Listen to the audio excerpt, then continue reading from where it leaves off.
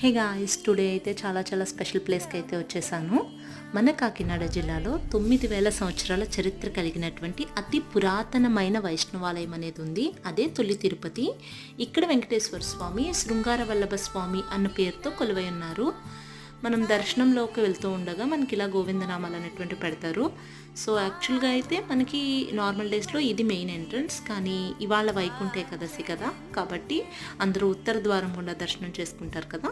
So ఉత్తర ద్వారం గుండా దర్శనం చేసుకోవడానికి అయితే వెళ్తున్నాను. ఉత్తర ద్వారం గుండా దర్శనం అయిపోయింది. అక్కడ నుంచి గుడి లోపలికి వెళ్ళాము, కానీ లోపల ఫొటోస్ ఆర్ నాట్ అలౌడ్. అందుకే నేను మీకు గుడి లోపల భాగం ఏమి చూపించడం కుదరలేదు. మీరు ఎప్పుడైనా ఈ టెంపుల్కి వచ్చారా? ఒకవేళ ఇప్పటి వరకు మీరు ఈ టెంపుల్కి రాకపోతే తప్పకుండా వచ్చి దర్శించుకోండి. ఈ వీడియో మీకు నచ్చినట్లయితే ప్లీజ్ లైక్ చేయండి. Thanks for watching. అందరికీ వైకుంఠ ఏకాదశి శుభాకాంక్షలు.